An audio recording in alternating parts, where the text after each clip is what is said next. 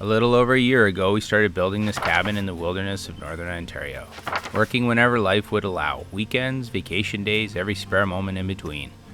From the beginning, this was never meant to be just another cabin. We're building a place designed to stand for 100 years. A place that belongs here. A reflection of the land itself, the towering spruce, the endless muskeg, the winding river, and the generations of forest that stood here long before we arrived. Massive beams, natural wood, and the character that only comes from building with materials that still tell the story of where they came from. Because even when you're sheltered from the wind, the rain, and the bitter cold, we wanted you to feel connected to the wilderness beyond the walls. But creating that feeling comes with a challenge. This far north, insulation isn't a luxury, it's survival. Yet the more insulation you add, the easier it becomes to bury the very structure that gives the cabin its character. Somehow these two goals have to coexist beneath the same roof. And that's why this roof is one of the most important parts of the entire build. Because someday somebody else will stand right here and look up at these same beams. Places like this don't really belong to us. We're only looking after it for a little while. Our job is to leave something worthwhile behind for the people who come next. And that's one of the reasons we're making these videos, to document the beginning of this place, so its story can be passed along with the cabin itself. So follow along with us in the Boreal forest of northern Canada's Arctic watershed as we build a place, tell its story, and leave it for the generations that follow. Okay, so today is about hauling some material for the roof. I also got this thing here. It's kind of like a hammer tacker, but it's a cap nailer. It's got caps. This is like the roof planks here. And the idea apparently is that it will staple through the cap. Let's give it a try. I have no idea, I've never tried this.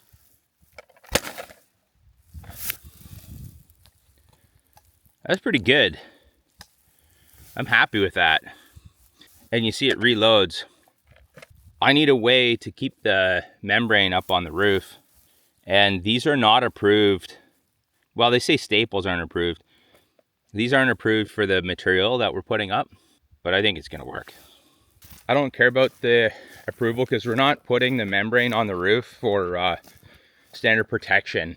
The reason why I'm putting it up there is the foam sheets have a foil backing to them.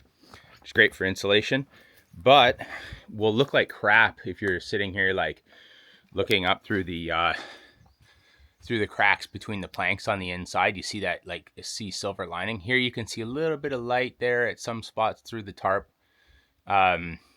So the plan is to put the membrane down on top of that before I put the foam on, and I want to make sure that the wind doesn't take it and blow it away. So I'm going to use this cap nailer. That was always the plan. Now I found out recently that it wasn't approved for the product. There was a time when it was, and then I guess they had some like warranty issues or something, and they said no more cap stapler. But that's awesome. That went in, it held tight like I was pulling on it. I think it's going to be perfect. It's not the same as, you know, nailing into sheet material like plywood or OSB, but it had a good hold there. Maybe not if there's a lot of wind getting underneath the membrane, but I do need to get this rewired. But right now, with the good weather that we have today, I think it's good to look at the roof. Gotta head into town and pick up some roofing supplies.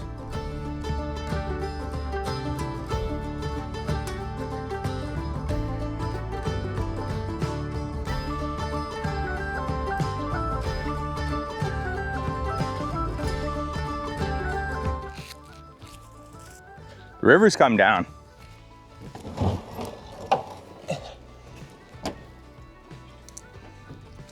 Should have loosened this one before I did that.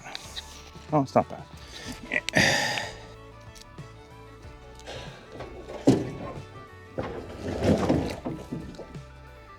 Everybody's always like, work on the dock, clear the trail, do this, do that. I gotta work on the roof.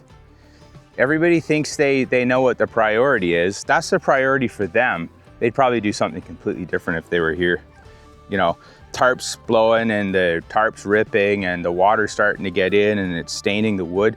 I'm gonna like protect my investment first instead of like clearing the trail or doing this or doing that. Just gotta watch and, you know, see. There's not enough hours in the day. You can't do everything all at once. You gotta prioritize.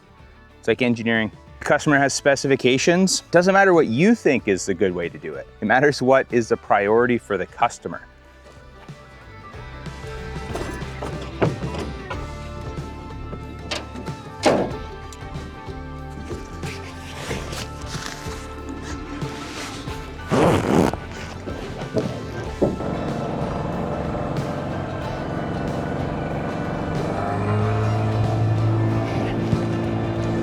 Boy, is it ever a great day to be out in the bush. Haha.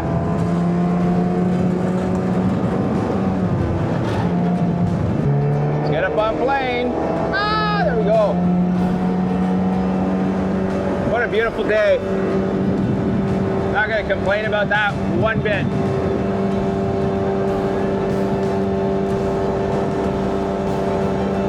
Beautiful day.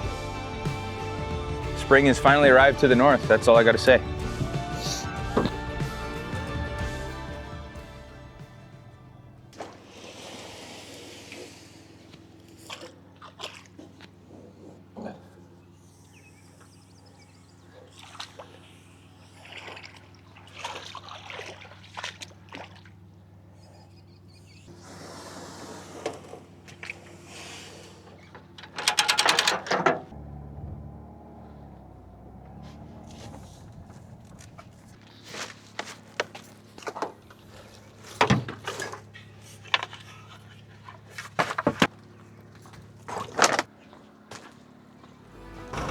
Most folks would call this place unlivable. We call it an engineering problem. Acres of northern bush, no road, no power, no easy way in. We haul by boat, we haul by sleigh, we winch through muskeg. And we engineer comfort in a place that gives nothing for free. Like when we were kids building forts in the forest. Only now the trees are bigger, and so are the dreams.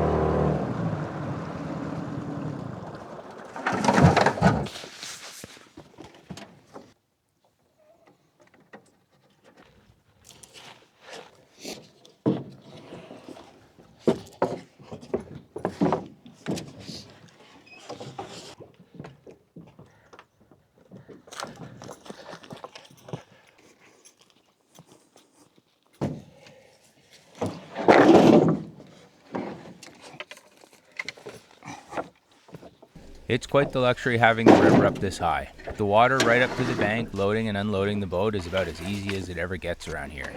It won't last long. In another week or so, the river will drop and we'll be back to slippery banks and more challenging conditions. But for now, the boat launch and the dock are working in our favor, and that's something we'll gladly take.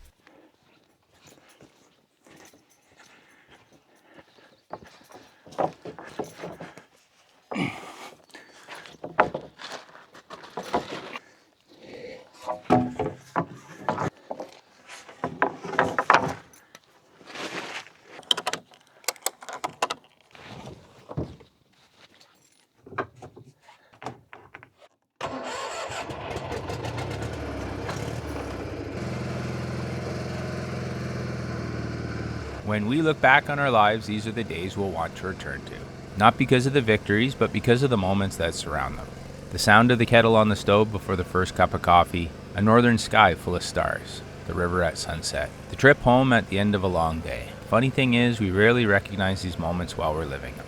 They're just ordinary days, until one day they're not. You only get to build your first cabin once, and that's one of the reasons we're making these videos. Someday they won't just be about building a cabin. They'll be a record of the life that was lived while building it.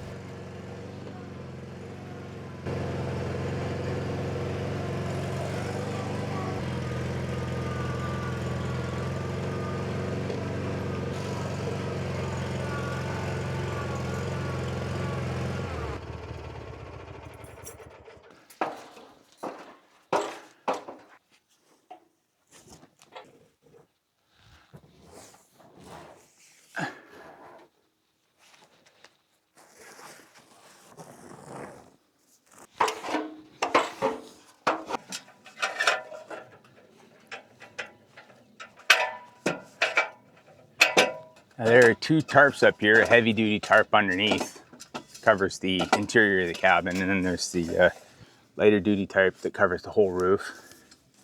I'm going to tie them together so that I can hopefully have an easier time getting it back over when I need to cover it. I guess the benefit is it's not going to have to last all winter.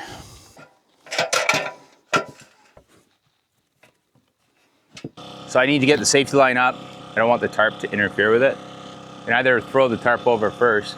Yeah, maybe that's what I'll do. Hey, look at that.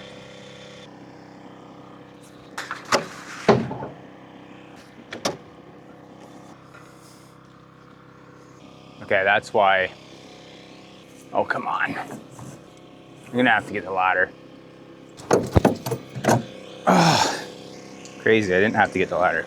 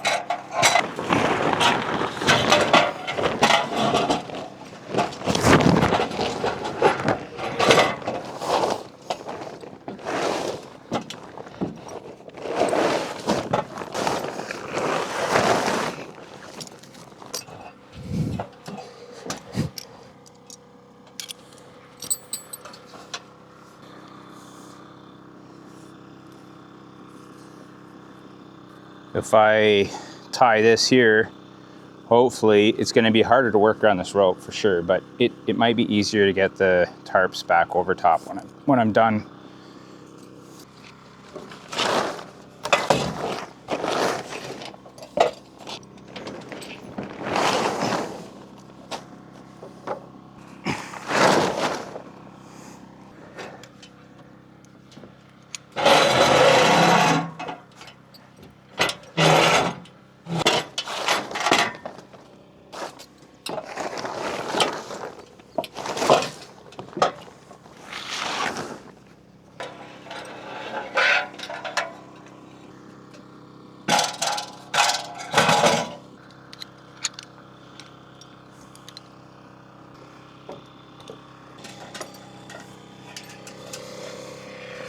So that's what I'm trying to cover there, is all these cracks. We're going to put the black over top so that we won't see foil between those lines. Now let's see.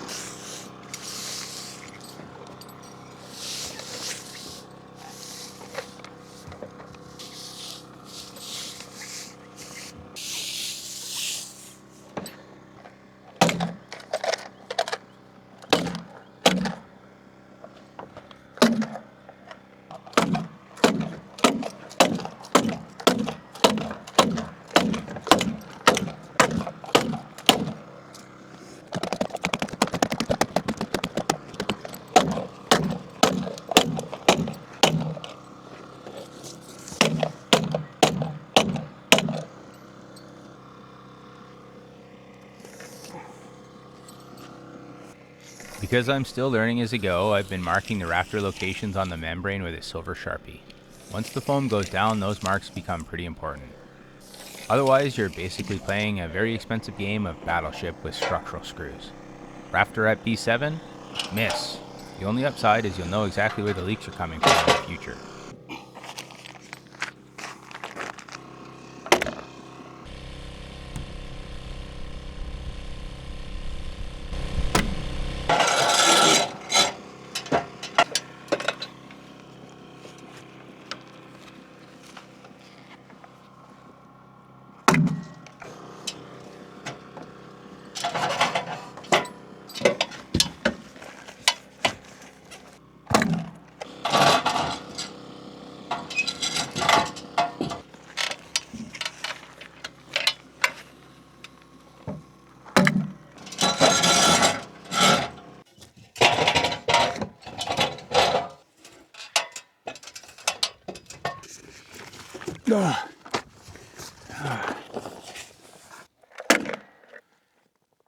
Not easy.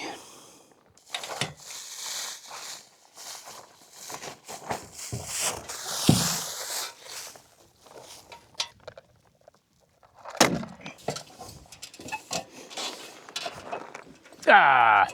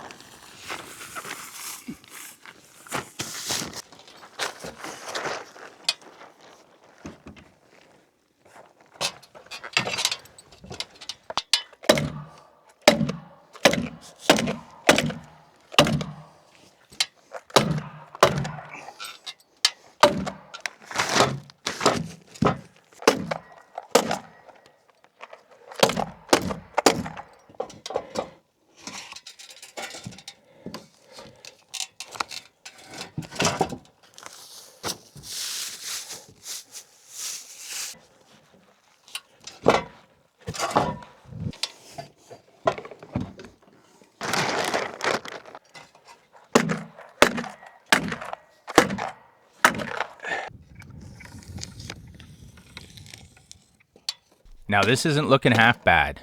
I've got the membrane installed over one half the roof, and I can say with confidence that the ladder scaffolding earned its keep on this project.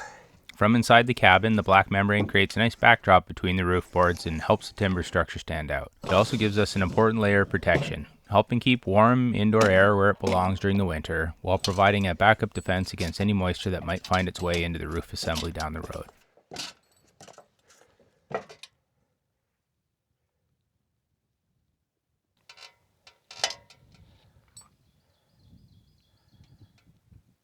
Now the question is it going to blow off? It looks pretty secure to me. Possibility for a lot of wind to come from underneath, right? Like it's just perforated with the boards. So I got these lines here and they mark where the rafters are. That's very important because I got to keep track of where those rafters are, because the rafters are not perfect. Some of them are bowed a little bit and I want to make sure that I get into the center with the big screws to screw the foam down. Quiet, frogs! Frogs! Quiet now!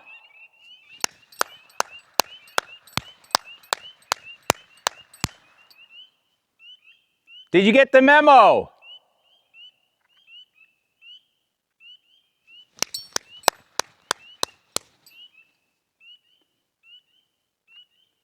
Suddenly they just all of a sudden start going crazy. Give it a second, then all of a sudden they start freaking out again.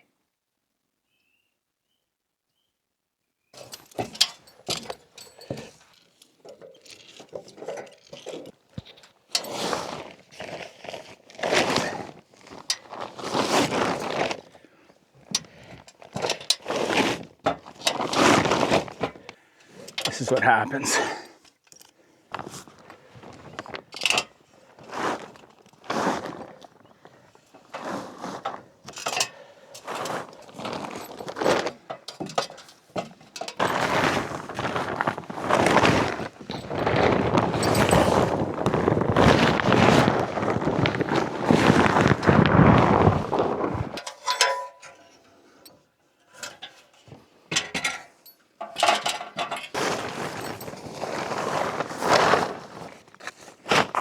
Ow, it whipped my face.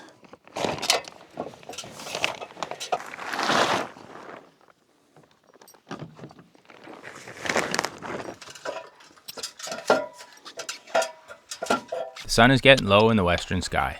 Not that long ago, this would have been time to start packing everything up and making our way out. But not these days. These days, there's a slower pace at the end of the day.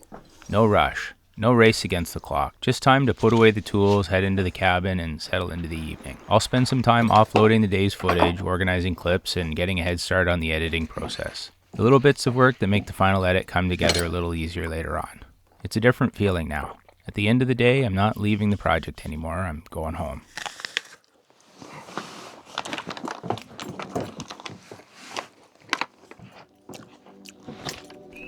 Well, the moon has a way of stealing the show. But once it slips below the horizon, the stars reclaim the night. Out here, far from city lights, darkness isn't something to be feared. It's something to be appreciated. The frogs carry on their evening chorus, the forest settles in for night, and slowly the Milky Way emerges overhead. It's one of those sights that never seems to get old. No matter how many times I see it, I'm always reminded just how fortunate we are to have places where the night sky still looks the way it was meant to.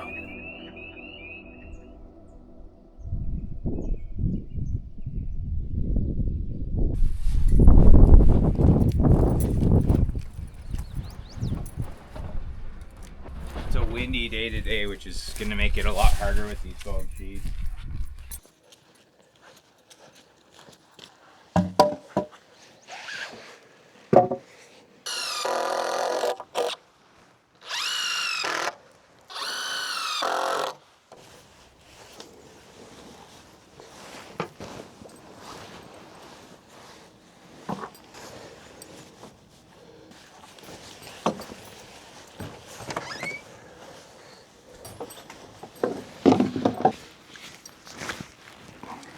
Take off this tool belt so I can put the other tool belt on.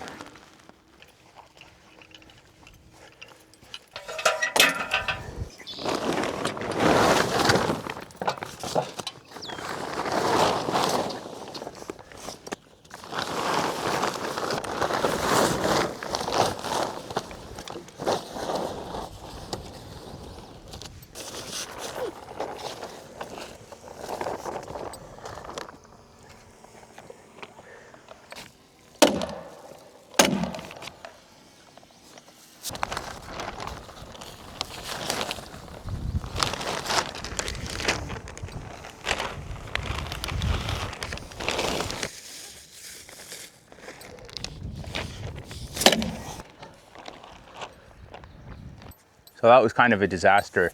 I don't relish the idea of like putting that on the other side from the other side of the roof. I don't have scaffolding on this side.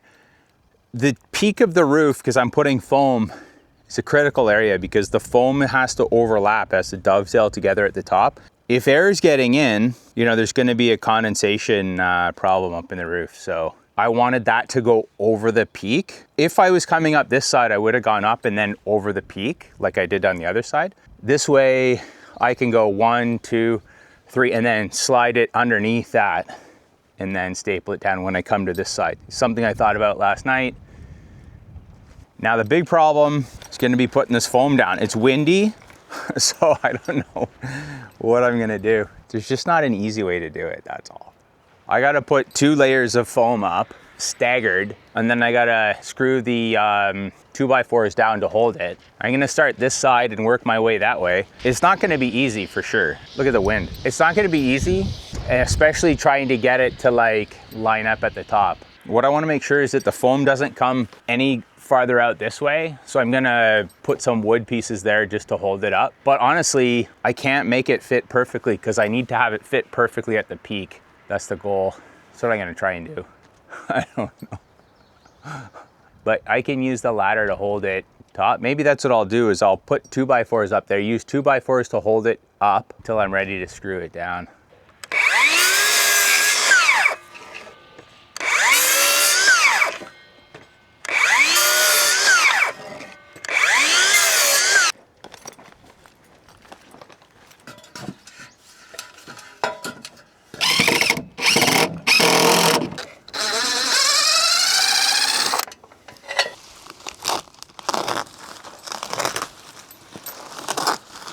Maybe I can use these 2x4s to hold the foam down, just weight it down.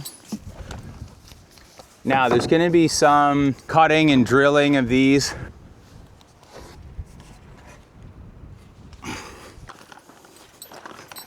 This is one place I wanted to go with dimensional lumber because, I mean, it's dry and it doesn't change size and it's actually a little bit stronger. I always find kiln dried has a way of making the wood denser.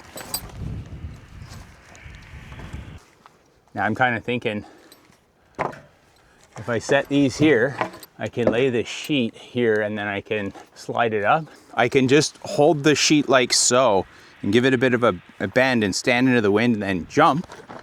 And maybe to tie a rope on the other side, hang it over this side with a weight on it, and that would help hold it down. I don't know. But I just had the pile, like, I took the top sheet off and the rest of them all wanted to fly away. The problem is it rains tomorrow morning.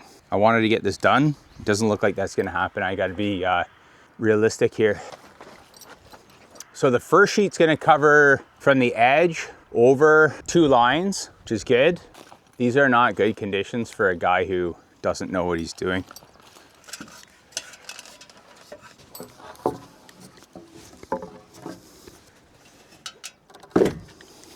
Oh, and I don't have the rope on. I'm standing up here and I don't have the frickin' rope on.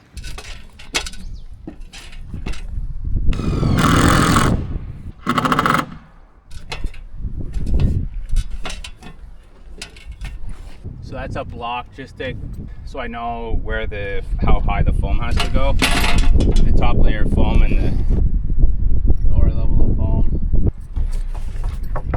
So that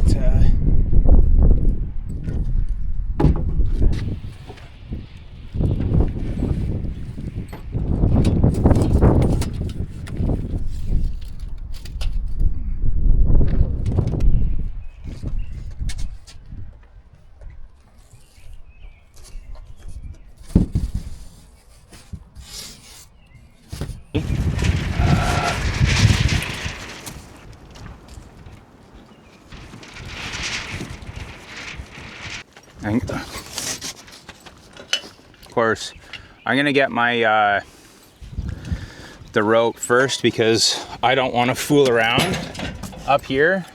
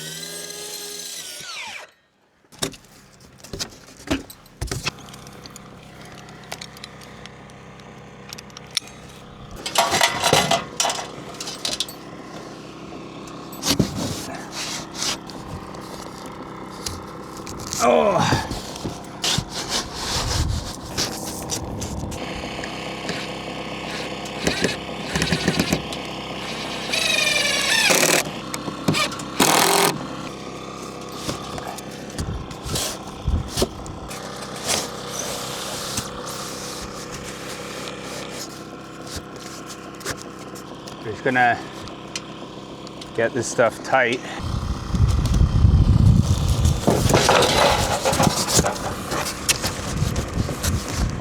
Come on.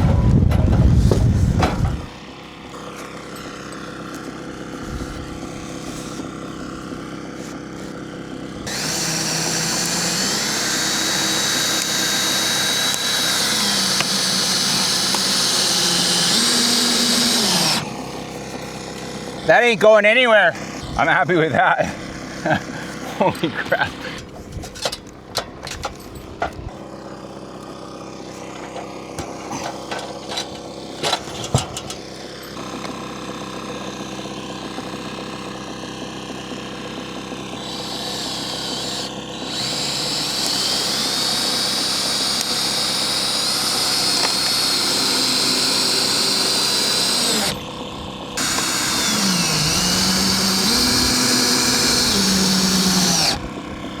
That was a long time. Took a lot of work to get to this first step.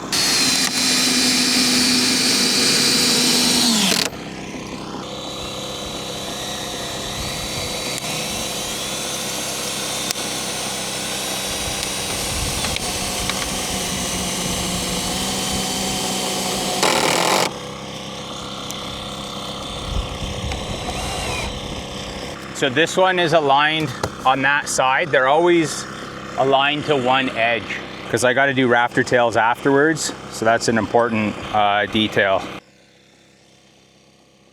One thing I've learned over the years is there's usually a reason things are done the way they're done. Now that doesn't mean every decision is the right one. Lord knows I made my share of mistakes, but I've learned to be a little cautious about judging a solution before I understand the problem it was trying to solve. And this roof is a good example. At first glance, putting insulation on top of the roof might seem a little backwards. Most people are used to seeing insulation installed between the rafters, and for many buildings, that's exactly how it's done. But over the last few decades, continuous exterior insulation has become increasingly common in high-performance construction. You'll find it in cold climates where builders are trying to keep the heat in, and in hot climates where they're trying to keep the heat out. The reason is simple. Continuous insulation reduces thermal bridging and allows the insulation to perform much closer to its rated value. For us, though, the appeal wasn't just thermal performance. It also allowed us to preserve the exposed timber structure that has always been a part of the vision of this cabin. These two layers of foam provide approximately R20 of continuous insulation above the roof deck. Because the insulation runs uninterrupted across the top of the rafters, it avoids the thermal bridging that occurs in conventional framed assembly. For comparison, the cabin walls are insulated with R20 insulation. But once the thermal bridging through the 2x6 framing is taken into account, the effective wall value is closer to R16. The roof, on the other hand, remains much closer to a true R20. But that's only part of the story.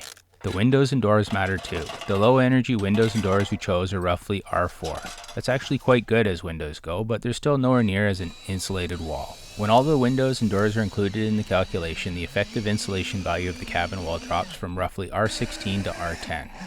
Now we knew that going in. We could have built a cabin with fewer windows, we could have made them smaller, we could have insulated over them every winter, but that would have violated one of the client specifications. One of the goals for this cabin is that when you're sitting inside, you still feel connected to the landscape around you. The pond, the forest, the weather, the changing seasons. The windows aren't there because they're the most thermally efficient solution. They're there because they're part of the experience we're trying to create. And that's the thing about engineering. It's very easy to optimize a design for a single requirement. If thermal performance were the only goal, this cabin would look very different. But thermal performance isn't the only goal. The client specifications also include aesthetics, durability, maintenance, transportation, cost, connection to the outdoors, and the overall experience of being here. The engineer's job isn't to maximize one requirement, it's to balance all of them. What may appear to be a compromise in one area is often a deliberate choice made in the service of another requirement.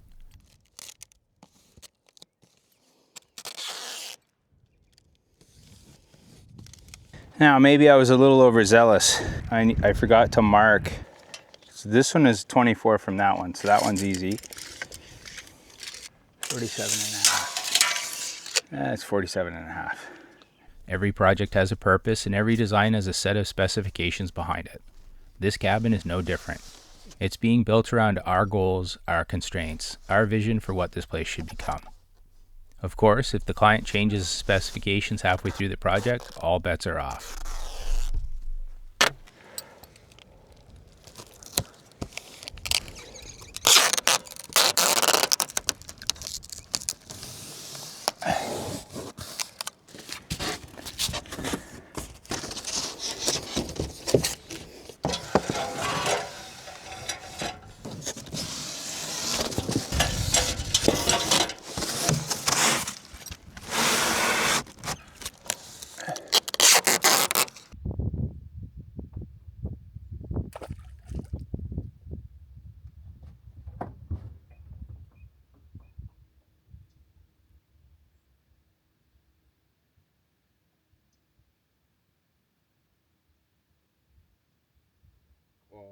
goodness.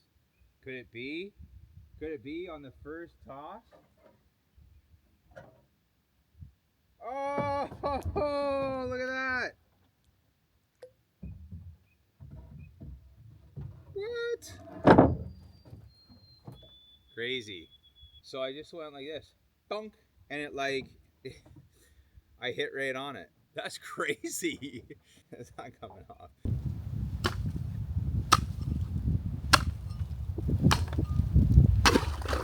Oh.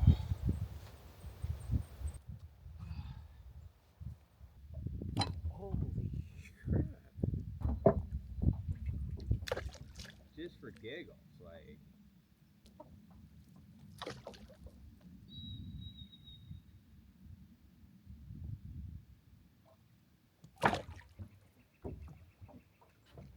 Got it.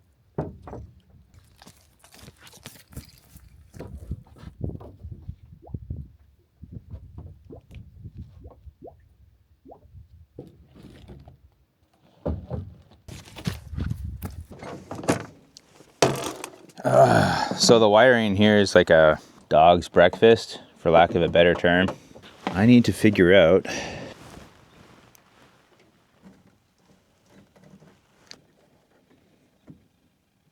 there's 12 volts on the switch, which is good. So that's the kind of switch I have. And I'm gonna just turn it not to the crank position, but to the on position. There's an orange that goes to this fan. So that would normally turn the fan on when the ignition comes on, which I've deactivated. I pulled the fuse out. And this red wire is going nowhere. So it doesn't make a heck of a lot of sense. Is it grounding or is it providing power?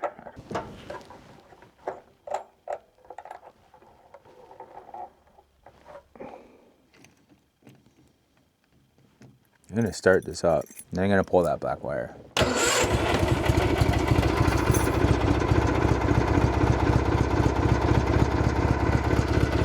think the green was the start. It's gotta be the white, but then I don't know what the black is for. Okay, are any of them ground? Yeah, black is ground.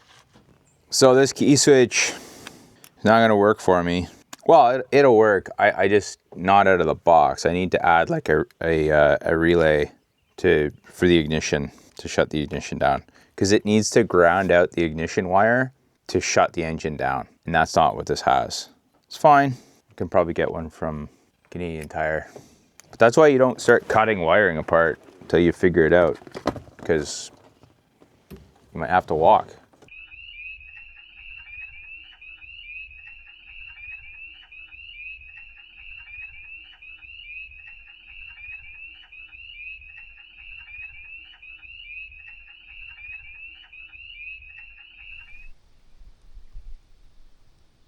Yesterday was a bit of a rain day. I headed into town, got a hotel, and took a shower. It was glorious. Yeah, I'm back today. He was here overnight last night. But I gotta keep working on this roof. It's windy again. Not ideal. It's not raining. Really sucks pulling that tarp off and putting it back on. I think I can just take this corner and flip it over, leave that tied down, and then work this way, get this done. It's gonna rain again tonight. This is supposed to be less wind than 2 days ago when I was doing the other part, but it feels worse, and it looks like it's getting worse tomorrow. The weather forecasts up here are just never accurate. They change constantly. This place is drying up, which is good, but look at all these frog eggs. They're all kind of drying out. The water's going down. Not the hole I put at the dam, but you can see it's actually dropping. Put that stick in before the beaver started making trouble. That was where the water was before he started. You know, the water's going down for sure. Wind is quieting down a little bit.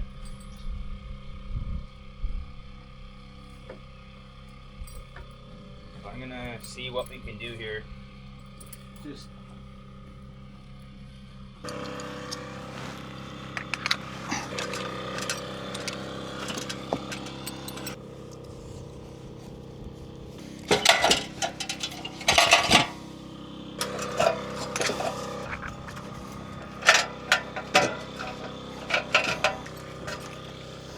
I'm gonna tie the ladder off over here now. Now I've got this other half of the extension ladder up here. And I have from the beginning. It was one of those things where it's like, the first day the wind kept blowing the ladder over, and if it dropped, it'd be like, okay, I gotta shimmy down one of these poles, get slivers, or I'd have this one up here and I could just lower it down and get down. But tying it up is a lot better. So this is my weapon of choice, running these 10-inch screws. These are 10-inch structural screws. Drop it onto low gear. You don't want to use an impact driver on something this long because the torsion in it will spring. It's not effective for driving it. Just get low and go through. These screws have this cutter at the end. It's not required to pre-drill. It goes in amazing. Like it'll just like right through the 2x4 and the whatever. But anyways, I haven't been pre-drilling for the most part. I pre-drill on the 2x4 on top, and then I go through, and it just, so far it's been working really well. Just sinks right in. 5 screws per 2x4 straight into the rafter.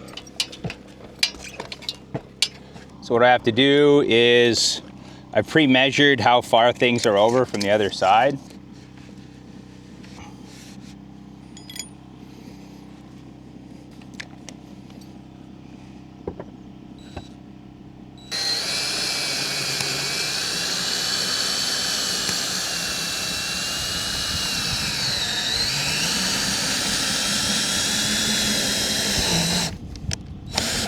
Is that good? I missed. It's the first time I missed because I'm explaining it.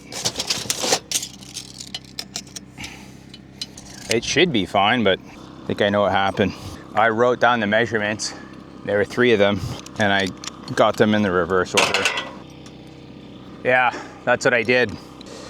I actually wrote the measurements on the top of the wood board over here, and it's 1 inch off, which sucks. It's all right, it's right at the top. It's not above the loft, you're not gonna see it.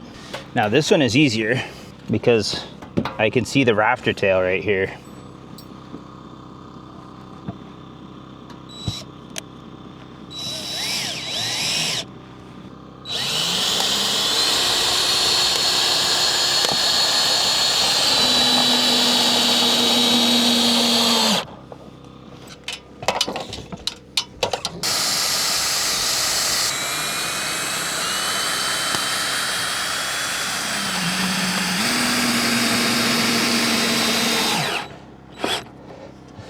Okay.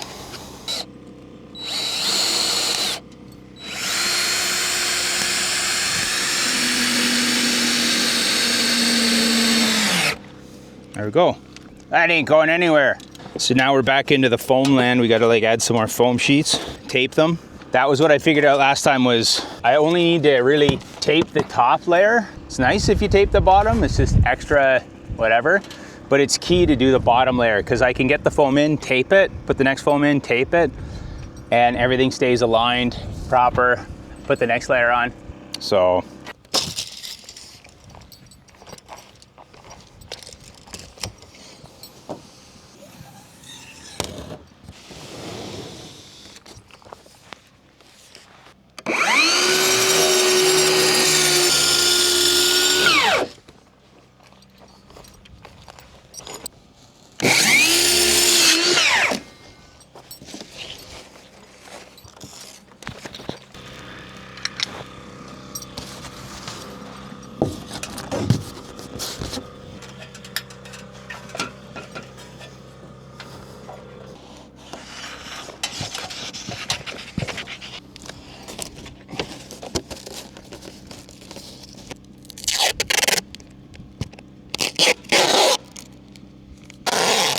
Oh, what I forgot to do, I got to measure these lines.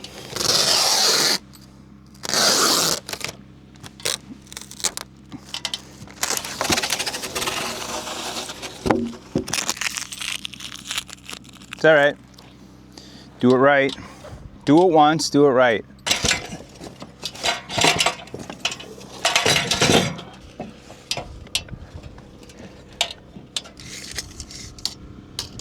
$45.5. Oh, there was a stack. There was a little bit. There was one that was out because of the way the porch came together. 69.5. 45.5. 69.5.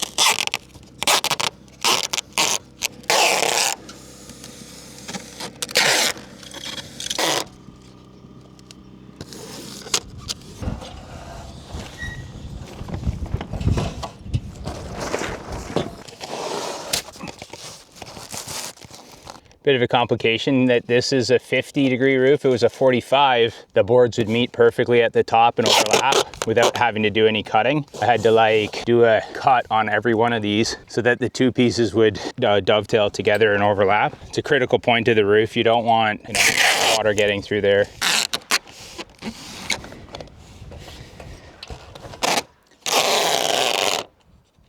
And now what we'll do to prevent another one folding over is we'll just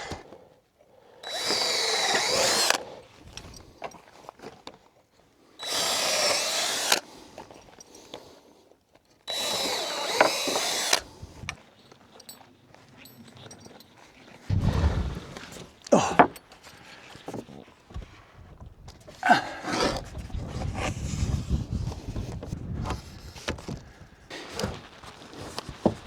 71, 72, 73.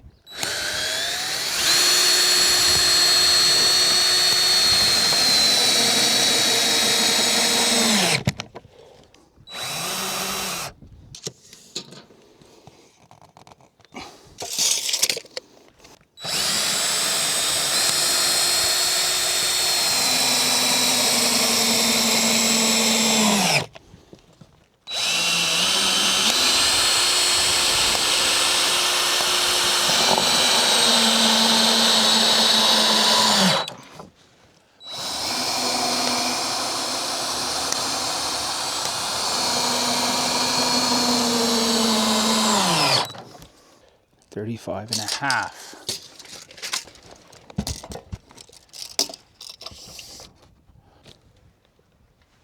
Oh.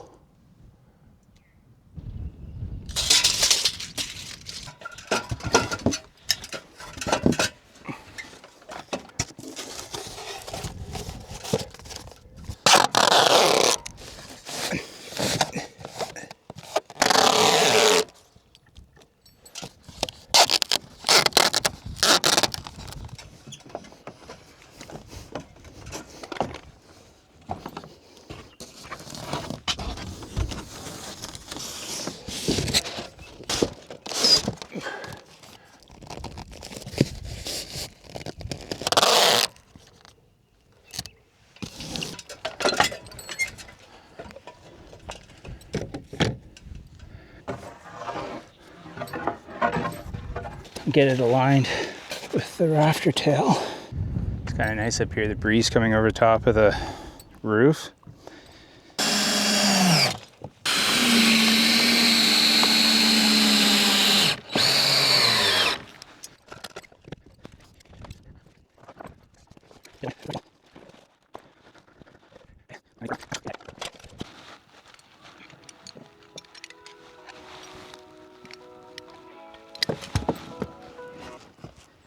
Hello? Hello. Hey. Hey. How are you? I'm all right. I'm on the roof right now. Huh? I'm on the roof. Oh, okay. I came to the shop and I wanted to know where is for the ants, the thing that you got for the ants. Is there more ants? I just saw a few. Well, what about that poison that we stuck back there? So I thought that I should probably put one new one. But I'm sure that one still's got a lot of poison in it. Okay, that one has poison in it. Okay.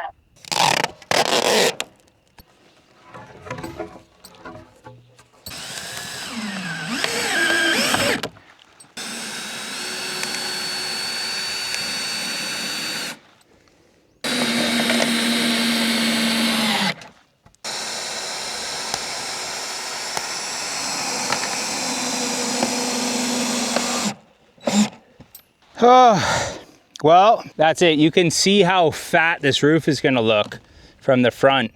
It's not even done yet. There's going to be another 2x4 going this way, but it's going to be a really fat face. It's all right. It's going to have like a really sturdy look to it. Some people don't like that. I like it. It looks like, and I mean, it's got heft. This top part is going to have heft. It's going to hold up to this solid cabin. Not what I meant to do. Oh, I needed the ladder. I gotta put the tarp back.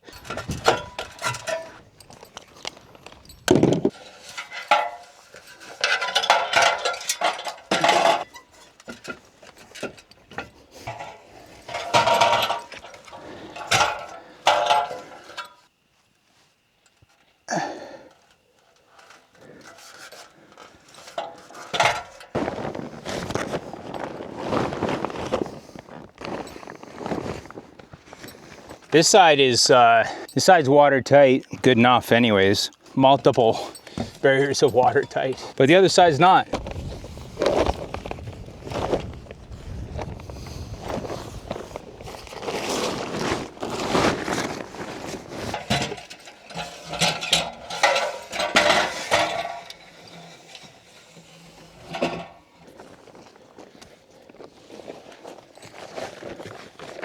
Okay, we're making some progress here. That wasn't as bad.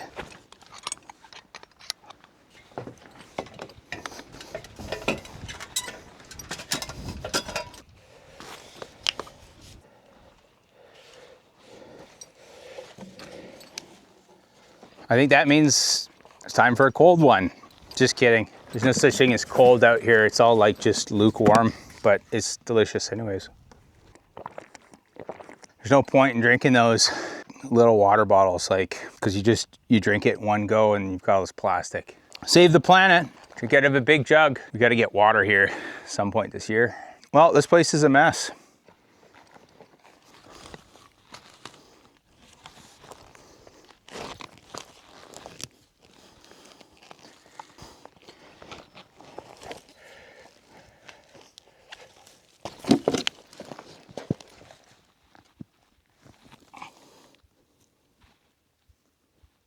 No easy way to get a hole in there. I think it's all collapsed in over the years. I thought it would be cool to put the camera in there and see what the inside of the beaver's home looks like, but failed experiment.